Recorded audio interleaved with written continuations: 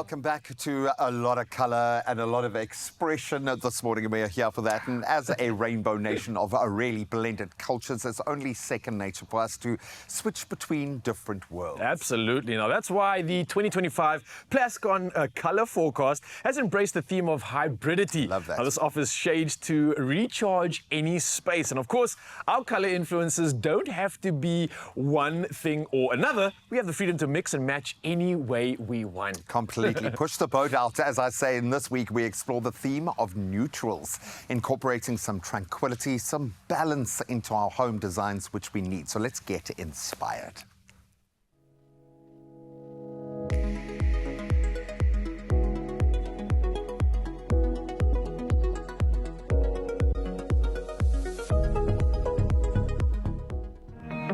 Neutrals are a perennial staple, which basically means they are on trend within any decade and in any space. And today we look within this palette and draw on new takes on minimalism. Join me as we learn more about the neutral color family that lie within Plascon's 2025 color forecast. Welcome to Clarence Apartments. Chris, today we're unpacking neutrals. Can you just discuss the neutrals that we've been able to enjoy previously and how they differ from these neutrals you're introducing? Yeah, sure. So neutrals historically have been very cold, very kind of clinical, but this year we've taken a very different approach to neutrals and found ones that are actually very warm and have a hint of color in them. So unlike clinical neutrals before, these just have a lot of warmth and a lot of life, which is quite new for this palette. Now, when you do speak about these more warm neutrals, what are you referring to specifically and how can we see them in our everyday lives? When I say warm neutrals, what I'm really meaning is neutrals that have some color to them. So we often call them pigmented neutrals. They're not very clean necessarily, but they do have a luminosity and they've got a real strong hint of color in them. So compared to white and off-white, there's much more visible color than there would have been before. So like pinks, for example, or some very, very subtle yellows. It's all there, but it's more in the undertone of the color and less on the surface. Gentlemen, you guys are formidable fashion designers locally and internationally, and you're known for your extravagant and extroverted design choices. But within your building, what were some of those neutral, more pulled back decisions that you've been able to make? So I think we are known for color and print in our fashion. But when it came to home, we wanted something that was a little bit more calming. That white and old neutrals is not our thing. And we had to think about what would work for us and how it would work in our, in our home. We also wanted to go quite minimal. We wanted to go quite modern. And we had to decide what that meant for us. We didn't want it to be clinical.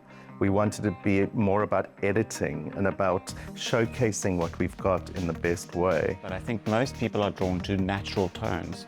And natural tones are anything that we see around us. Mud, sand, sky, sunsets, whatever it is. And those to me are natural tones and colors. And we can always use that as basics.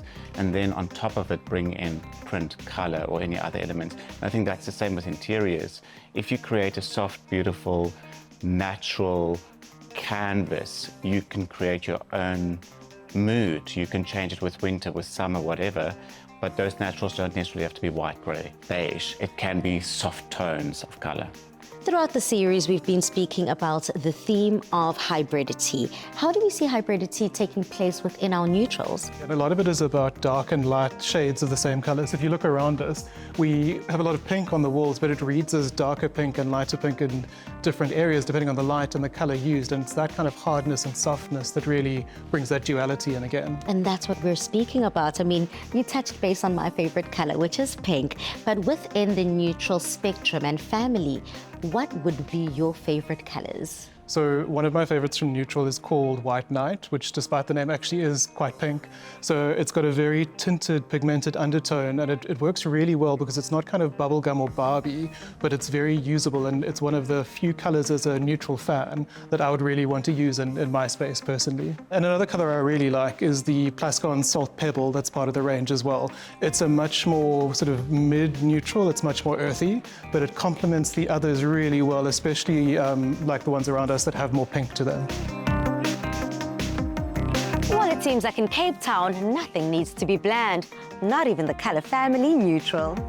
Step into a world where colour meets possibility with Plascon's 2025 Hybridity Colour Forecast. Spend 500 Rand or more on any Plascon products and stand to win a state-of-the-art Toyota Corolla Cross 1.8 XS Hybrid worth 500,000 Rand. Simply WhatsApp your receipt, name and ID to this number.